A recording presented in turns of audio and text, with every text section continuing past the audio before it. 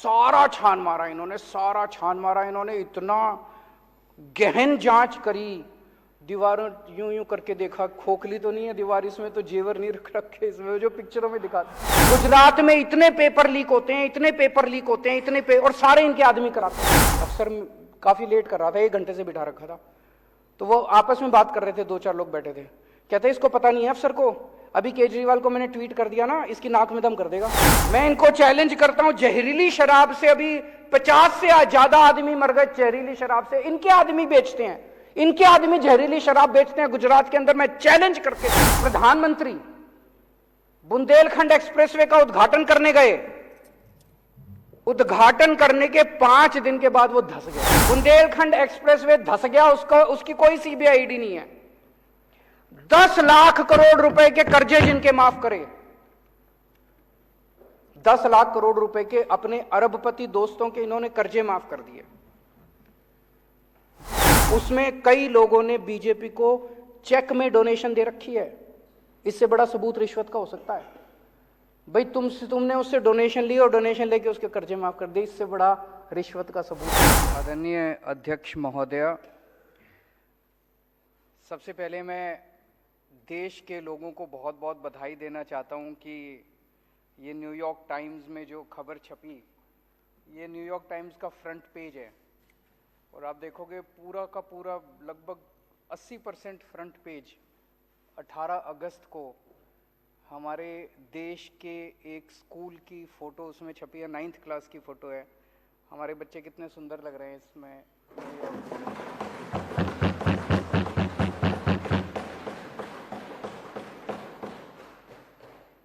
और उसके नीचे मनीष सिसोदिया जी की फ़ोटो छपी है, लिखा है मनीष सिसोदिया दिल्ली एजुकेशन मिनिस्टर। ये पूरे देश के लिए गर्व की बात है, 130 करोड़ भारतीयों के लिए गर्व की बात है। सबका सीना चौड़ा हो गया जिस दिन ये खबर छपी थी। मैं समझता हूँ पूरे देश में अगर आप पूछो कि केंद्र सरकार में शिक्षा मंत्री कौन है, मुझे नहीं लगता किसी को भी पता होगा। मैं अगर आप पूछो कि उत्तर प्रदेश का शिक्षा मंत्री कौन है, किसी को नहीं पता होगा। मैं एक वो देख रहा था सोशल मीडिया पे, ये टीवी वाले कई बार बच्चों से पूछते हैं। एक बच्चे से पूछा, बेटा केंद्र का शिक्षा मंत्री कौन है? बोला मनीष सिसोदिया। उससे पूछा उत्तर प्रदेश का शिक्षा मंत्री कौन है? बोला मनीष सिसोदिया। उससे पूछा राजस्थान का शिक्षा मंत्री कौन है? बोला इस देश में एक ही शिक्षा मंत्री है, और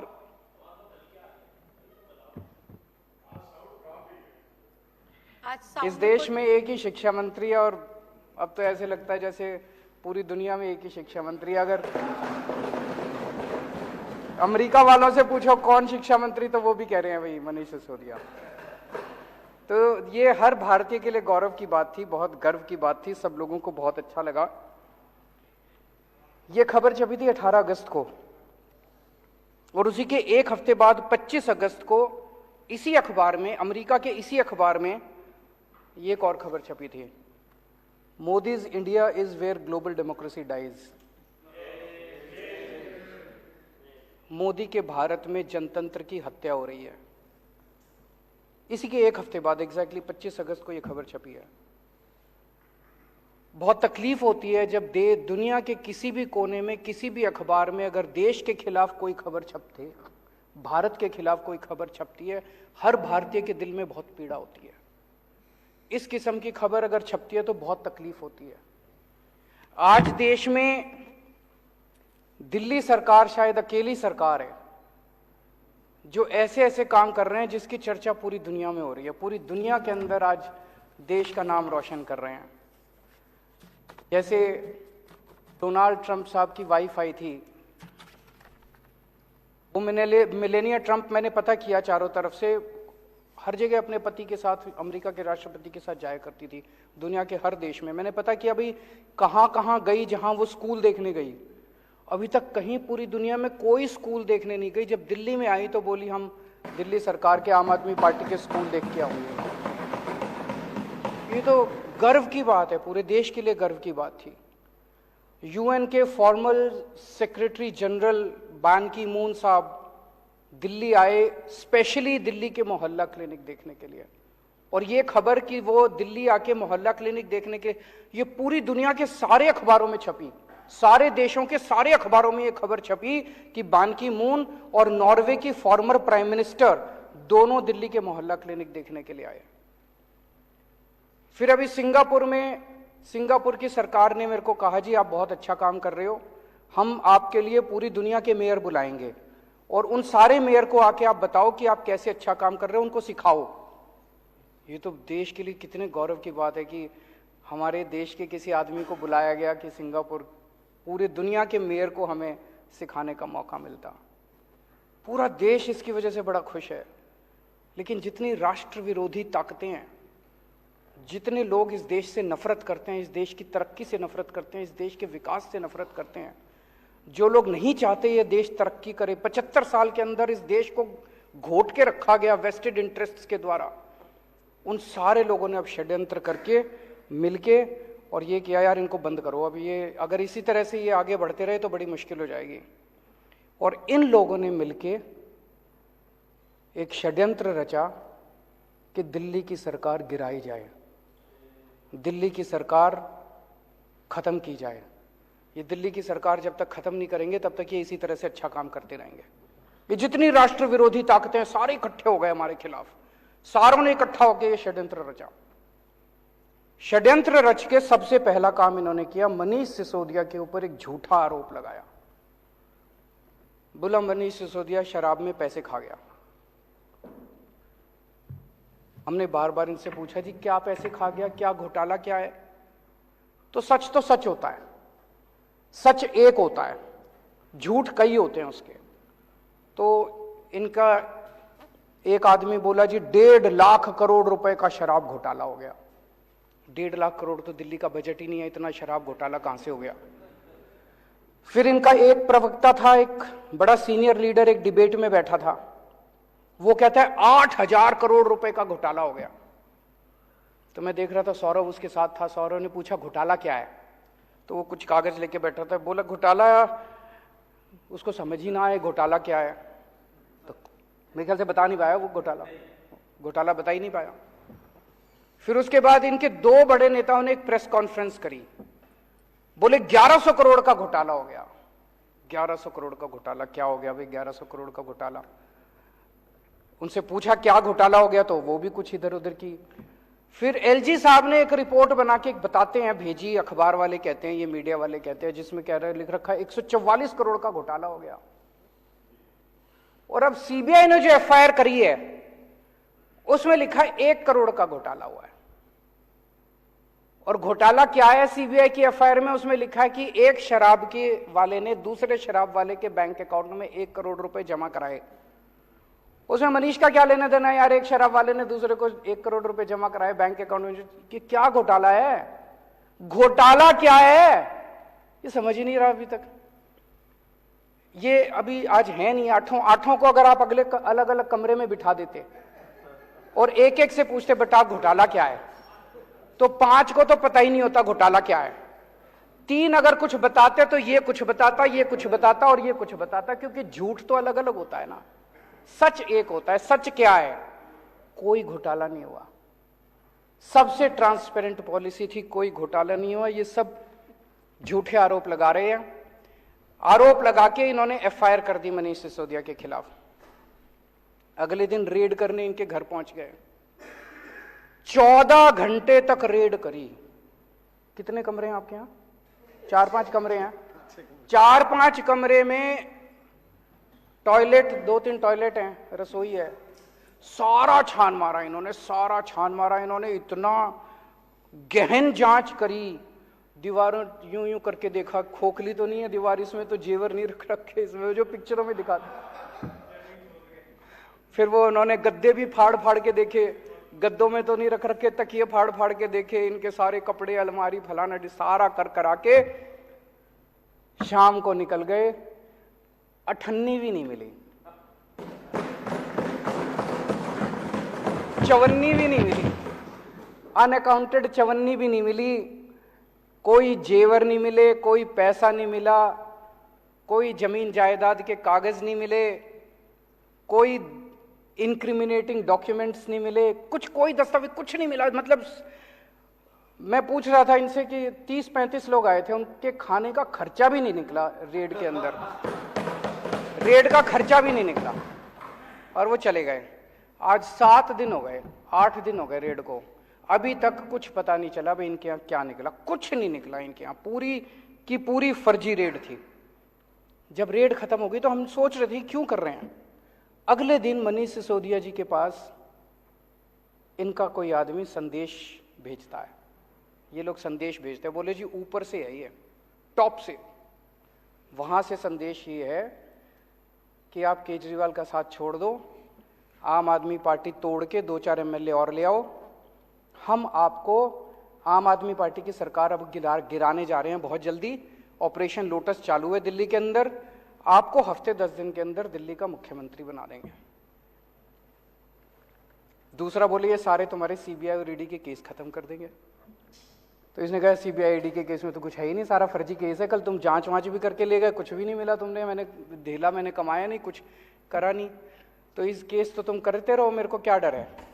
वो बोले मंत्री सीएम बनने का मेरे को कोई ख्वाब नहीं है, मेरे तो शिक्षा मंत्री बन के खुश हूं। बड़ी बात है।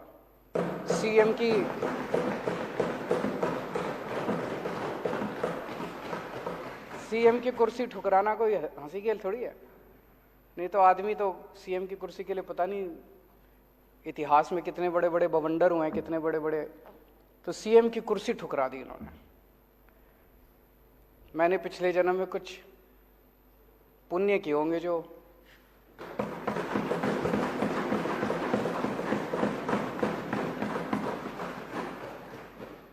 ऐसे डिप्टी सीएम और शिक्षा मंत्री मिले। उसके बाद जब ये नहीं चला तो फिर आप लोगों के पास आए। मेरे पास अभी तक 12 एमएलए आ चुके हैं। एक एमएलए को आके कहते हैं भाई 20-20 करोड़ रुपए ले ले और टूट के आ जा, 2-4 को और लाएगा तो तेरे को 25 करोड़ देंगे, और नहीं तो जैसे मनीष सिसोदिया का हाल करा तेरे ऊपर भी रेड करेंगे, तेरे को गिरफ्तार करेंगे, सीबीआई और ईडी छोड़ देंगे तेरे खिलाफ। भाई साहब सलाम करता हूं आप सबको।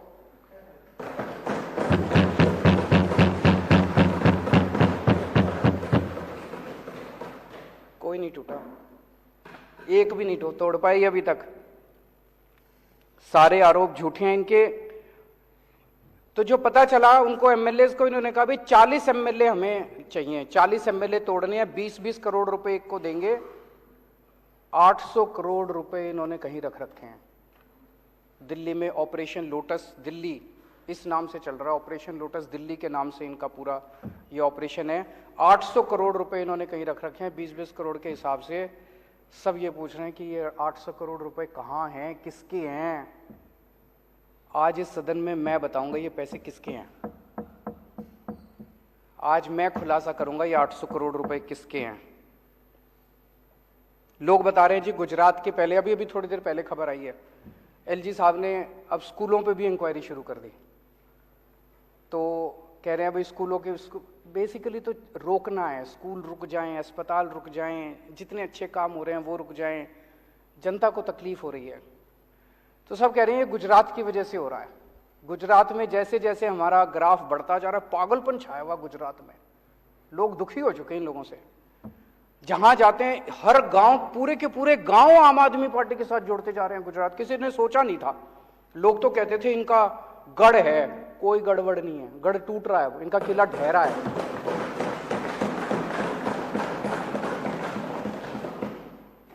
तो लोग तो यही कह रहे हैं जी दिसंबर में सरकार बनने के बाद गुजरात में इनके 27 सालों की आप इंक्वायरी कराओगे, तब तक ये इंक्वायरी करा रहे हैं दिल्ली के अंदर। अगर आज हम गुजरात चुनाव अनाउंस कर देना भाई गुजरात चुनाव हम नहीं लड़ेंगे, ये सारी इंक्वायरी बंद हो जाएगी, सारी ईडी बंद, सीबीआई बंद, सब खत्म। उसी की वजह से हो रहा है ये।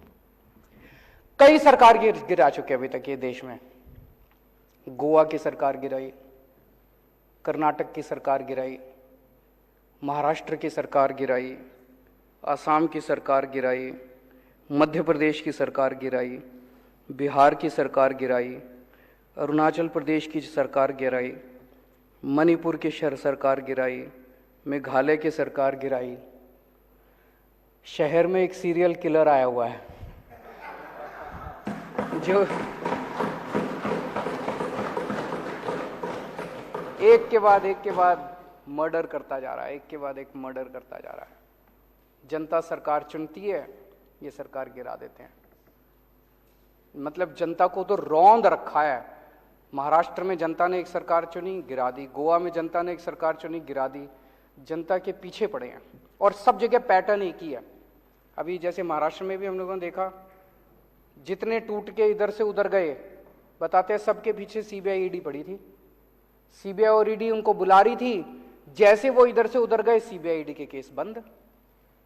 सेम पैटर्न हर जगह यही चल रहा है। पहले ये सीबीआई और ईडी के केस लगाते हैं 4-5 के खिलाफ, तो दूसरे वाले सारे डर के, जिन्होंने गलत काम कर रखे होते हैं, वो सारे डर के फिर उनको मैसेज भेजते हैं, भाई तुम्हारा भी यही हाल कर देंगे तुम, तो सारे इनके पास आ जाते हैं, फिर ये तोड़ लेते हैं, फिर ये सरकार गिरा देते हैं। सेम पैटर्न है। वो जो सीरियल किलर का पैटर्न होता है, आपने वेब सीरीज देखी होंगी, आजकल काफी आ रही हैं, जैसे सीरियल किलर का पैटर्न होता है ना, वैसे उसी पैटर्न, सेम पैटर्न है। यही पैटर्न इन्होंने दिल्ली में किया कि सीबीआई ईडी भेजी, पहले सत्येंद्र के खिलाफ भेजी, फिर मनीष के खिलाफ भेजी। अब आपको डरा रहे हैं कि तुम्हारा भी यही हाल कर देंगे, सत्येंद्र वाला हाल कर देंगे, तुम्हारा मनीष वाला हाल कर देंगे। डरा के ये दिल्ली में आम आदमी पार्टी को तोड़ना चाहते हैं। लेकिन हमने कुछ गलत कर ही नहीं रखा, तो हम सीबीआई और ईडी से क्यों डरे? हम कहते हैं कर लो, हमें जेल जाने से डर नहीं। सारे इनमें आधे से ज्यादा तो जेल जा चुके, तो कर लो, जो करना कर लो, हमारे को क्या फर्क पड़ता है। अभी तक 277 एमएलए खरीद चुके हैं ये लोग। 277 एमएलए पिछले कुछ सालों के अंदर ये लोग खरीद चुके हैं। दिल्ली में अभी रेट 20 करोड़ का था। महाराष्ट्र में सुनते थे 50 करोड़ है, दिल्ली वालों को पता नहीं क्यों दिल्ली में कह रहे, पर मान लो 20 भी मान लो, 20 करोड़ के हिसाब से खरीदा, तो 277 एमएलए के लिए इन्होंने 5,500 करोड़ रुपए खर्च किए, और दिल्ली के लिए 800 करोड़ रख रहे हैं, तो 6300 करोड़ रुपए, 6300 करोड़ रुपए इन्होंने ऑपरेशन लोटस में खर्च किए। ये पैसा कहां से आया? ये पैसा किसका है? 6300 करोड़ रुपए खर्च कर दिए इन लोगों ने एमएलए खरीदने में। ये किसका पैसा है? इसका मैं आज खुलासा करना चाहता हूं। आज देश का हर आदमी महंगाई से बड़ा परेशान है। 2014 में डीजल का दाम था 54 रुपए, अब हो गया 90 रुपए। पेट्रोल का दाम था 2014 में 60 रुपए, अब हो गया 110 रुपए। सीएनजी 37 रुपए थी, 75 रुपए पहुंच गई। एलपीजी 410 रुपए की थी, 1053 रुपए का एक सिलेंडर हो गया। वनस्पति ऑयल 70 रुपए का था, 170 रुपए हो गया, और नमक 7 रुपए का था, 15 रुपए हो गया। हर चीज के दाम बढ़ गए, डबल ट्रिपल हो गए। एक आम आदमी बेचारा, तनख्वाह बढ़ी नहीं है, घर कैसे चलाए तो कैसे चलाए वो? ये जितनी जीएसटी, ये जितना महंगाई हो रही है, इतना जीएसटी लगा दिया इन लोगों ने। ये सारा पैसा कहां जा रहा है? ये सारा पैसा 2 चीजों में जा रहा है। एक, अपने अरबपति दोस्तों के कर्जे माफ करते हैं, और दूसरे ये एमएलए खरीदते हैं। इन 2 चीजों में जा रहा है। महाराष्ट्र की सरकार गिरानी थी तो छाछ पे जीएसटी लगा दी, दही पे जीएसटी लगा दी, शहद पे जीएसटी लगा दी, गेहूं पे जीएसटी लगा दी, चावल पे जीएसटी लगा दी। अगर अपने एक दोस्त का कर्जा माफ करना होता है, पेट्रोल के दाम बढ़ा देते हैं। दूसरे के दोस्त का कर्जा माफ करना होता है, डीजल के दाम बढ़ा देते हैं। अगर गोवा की सरकार गिरानी होती है, यहां पे जीएसटी बढ़ा देते हैं। जितना पैसा जीएसटी और महंगाई की वजह से हो रहा है, पेट्रोल का दाम बढ़ रहा है, डीजल का दाम बढ़ रहा है, इसका अधिकांश पैसा केवल और केवल अरबपति दोस्तों के कर्जे माफ करने में और ये एमएलए खरीदने के अंदर जा रहा है। अब ये कह रहे हैं झारखंड की सरकार गिरने वाली है। देख लेना, शर्तिया तौर पे मैं कह रहा हूं, अगले 10 दिन के अंदर कहीं ना कहीं जीएसटी या पेट्रोल या डीजल के दाम ना बढ़ जाए तो बढ़ेंगे, और वो सारा पैसा जो है वो एमएलए खरीदने के लिए जाएगा इनका झारखंड। आज मैं देश की जनता से कहना चाहता हूं, हमारे देश की जनता जरूरत पड़े तो देश के लिए बलिदान करने को तैयार है। आज मैं देश की जनता से पूछना चाहता हूं कि क्या आप इस तरह से इनके अरबपति दोस्तों के लिए इस तरह से पैसा लुटाते रहोगे? क्या आप एमएलए खरीदने के लिए अपने बच्चों के पेट काटते रहोगे? आज अगर हमारी सेना को पैसे की जरूरत पड़े, हमारे देश के लोग एक टाइम की रोटी नहीं खाएंगे, सेना के लिए कुछ भी कर देंगे, लेकिन क्या इनके अरबपति दोस्तों के लिए हम ये करने के तैयार हैं? आज एक तरह से कई लोगों को मैं जानता हूं, कई परिवार ऐसे हैं, पहले 1.5 किलो दूध लिया करते थे दिन का, अब वो कम करके 1 किलो कर दिया जब से ये महंगाई हो रही है, जब से ये जीएसटी लगा है। कई परिवार ऐसे हैं जिन्होंने एक टाइम की सब्जी लेनी बंद कर दी, अब नमक से रोटी खा लेते हैं। तो एक तरह से गरीब का खून चूस के, और वो पैसा ये अरबपति दोस्तों को दे रहे हैं, गरीब का खून चूस के इस देश के अंदर एक आदमी की सत्ता की हवस को पूरा करने के लिए सारा का सारा पैसा इस्तेमाल किया जा रहा है। क्या देश के लोगों को यह मंजूर है? हम भारत को नंबर 1 देश बनाना चाहते हैं, हमारा मकसद है, हमारा सपना है, पूरे देश के लोगों का सपना है कि भारत दुनिया का नंबर 1 देश बनना चाहिए। भारत दुनिया का नंबर 1 देश कैसे बनेगा? जब हर बच्चे को अच्छी शिक्षा मिलेगी, सब बच्चों को पढ़ाना पड़ेगा, स्कूल खोलने पड़ेंगे, अस्पताल बनाने पड़ेंगे, सड़कें बनानी पड़ेंगी, ये सारा काम करना पड़ेगा। लेकिन जितने लोग काम कर रहे हैं इस देश के अंदर, उन सारे लोगों को अगर आप काम नहीं करने दोगे, उनको रोकोगे, उनके पीछे सीबीआई ईडी छोड़ दोगे, तो फिर देश आगे कैसे बढ़ेगा? आपने इनके ये इतनी पीसी करते हैं, आपने देखा होगा कि कोई एक प्रेस कॉन्फ्रेंस इनकी काम से रिलेटेड होती है, सारी पॉलिटिकल गाली गलौज इसके खिलाफ उसके खिलाफ। और हमारी प्रेस कॉन्फ्रेंस देख लो, 90% हमारी प्रेस कॉन्फ्रेंस जो है काम से रिलेटेड होती है। स्कूल बना दिया जी, अस्पताल बना दीजिए, अब इतने मोहल्ले क्लिनिक खोल दीजिए, अब ये काम कर दीजिए। हम केवल काम के ऊपर करते हैं, ये केवल और केवल शुद्ध राजनीति करते हैं। ये जैसे अभी मैं देख रहा, कुछ कहते हैं कि इनके स्कूल बड़े खराब हैं, चलो हमारे खराब है, तुम अपने दिखा दो, तुम तो दिखाओ। आज वो असम के चीफ मिनिस्टर ने लिखा कि कुछ, मैंने कहा ठीक है जी मैं आ जाता हूं असम में, एक जवाब ही नहीं दे रहा वो। मैंने कहा जी मैं आ जाता हूं, आपसे सीख लेते हैं, मगर आपने कोई अच्छा काम करा है असम के ऊपर, हमारे को तो कोई ईगो नहीं है, हम सीख लेते हैं आपसे, आप हमसे सीखो, हम आपसे सीखेंगे, तभी तो देश तरक्की करेगा। ये कहते हैं हम भ्रष्टाचार के खिलाफ लड़ाई लड़ रहे हैं, जितने भ्रष्टाचारी हैं उनके खिलाफ कर रहे हैं। ये लड़ाई भ्रष्टाचार के खिलाफ नहीं है, ये लड़ाई एक आदमी के स्वार्थ की लड़ाई है, एक आदमी की सत्ता की हवस की लड़ाई है। 15 अगस्त को लाल किले पे खड़े होकर उन्होंने कहा पूरे देश को कि मैं भ्रष्टाचार की लड़ाई लड़ रहा हूं, देशवासियों मुझे आपका साथ चाहिए। साहब अगर आप भ्रष्टाचार की लड़ाई लड़ते तो आपको देशवासियों का साथ मांगने की जरूरत नहीं पड़ती। इसका मतलब आप जानते हैं कि देश आपके साथ नहीं है, आप ये जो नौटंकी कर रहे हो, इसका मतलब देश आपके साथ नहीं है, आपको मांगना पड़ रहा है। दिल्ली में मैंने भ्रष्टाचार की लड़ाई लड़ी, मैंने तो कभी नहीं कहा दिल्लीवासी खुद ही मेरे साथ हो रहे हैं, मैंने तो नहीं कहा दिल्ली वासियों मेरे को आपका साथ चाहिए। अभी कोई कल बता रहा था, एक ऑफिस में बैठा था, सरकारी ऑफिस में दिल्ली में, हमारा कोई वॉलंटियर बोला वहां पे अंदर अफसर काफी लेट कर रहा था, 1 घंटे से बिठा रखा था, तो वो आपस में बात कर रहे थे, 2-4 लोग बैठे थे, कहते इसको पता नहीं है अफसर को, अभी केजरीवाल को मैंने ट्वीट कर दिया ना, इसकी नाक में दम कर देगा। जनता को भरोसा है, हमें साथ मांगने की जरूरत नहीं पड़ रही। पंजाब के अंदर अभी हमने जिस तरह से भ्रष्टाचार के खिलाफ वार छेड़ा हुआ है, भगवंत मान ने तो कभी नहीं कहा मेरे को आपका साथ चाहिए। आपको पता है आपके साथ देश की जनता नहीं है, इस गंदगी में देश की जनता देख रही है कि आप भ्रष्टाचार के खिलाफ लड़ाई नहीं लड़ रहे, आप अपने स्वार्थ की लड़ाई लड़ रहे हैं, आप अपनी सत्ता की हवस की लड़ाई लड़ रहे हैं। मैं आज आपको 5 मुद्दे देता हूं, अगर आपकी लड़ाई भ्रष्टाचार की लड़ाई है, इन 5 में से एक के ऊपर आप जांच करा के दिखा दो, मैं मान जाऊंगा। गुजरात में जाता हूं आजकल, गुजरात में इतने पेपर लीक होते हैं, इतने पेपर लीक होते हैं, और सारे इनके आदमी कराते हैं, सारे इनके आदमी कराते हैं। जनता तंग आ चुकी है, बच्चे तंग आ चुके हैं, सुसाइड कर रहे हैं, पेपर रोज लीक हो रहे हैं और इनके लोग करा रहे हैं। एक भी आदमी पेपर लीक के मामले में जेल नहीं गया। मैं चैलेंज करता हूं, एक आदमी को दिसंबर के चुनाव के पहले आप जेल भिजवा के दिखा दो, अगर हिम्मत है तो लड़ाई आपकी भ्रष्टाचार के खिलाफ नहीं है, भ्रष्टाचार का तो आप बेनिफिशियरी हैं।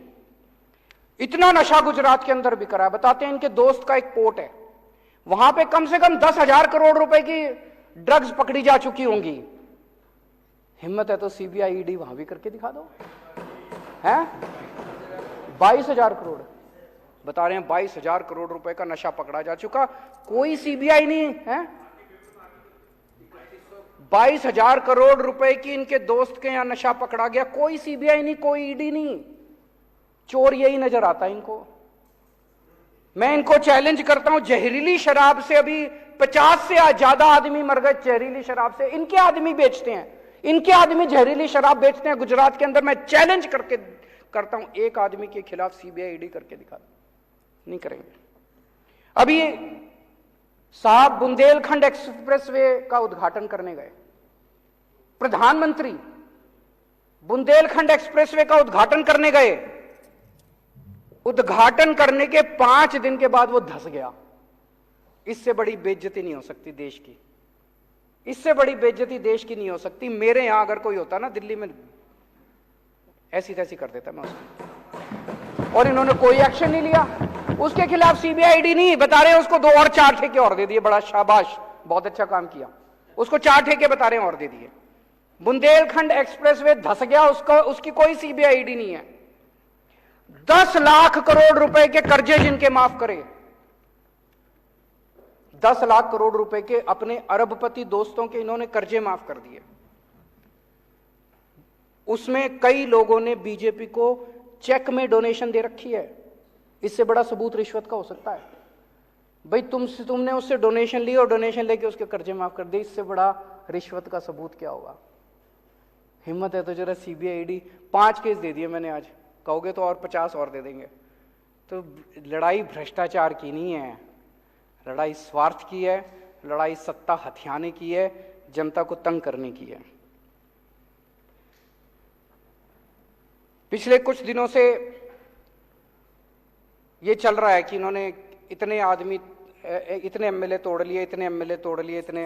मेरे पास कई फोन भी आ रहे हैं लोगों के कि जी सब ठीक है ना, 2-4 कितने गए, बहुत फोन आ रहे हैं मेरे पास।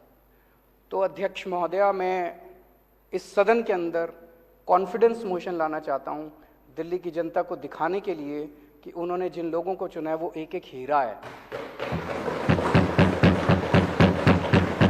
ये मर जाएंगे, कट जाएंगे, लेकिन ये टूटने वाले नहीं है। एक भी आदमी नहीं टूटा। कॉन्फिडेंस मोशन इस सदन के अंदर लाना चाहता हूं ताकि जनता के सामने ये साबित हो जाए कि बीजेपी का ऑपरेशन लोटस दिल्ली में आके ऑपरेशन कीचड़ बन गया। बहुत बहुत शुक्रिया।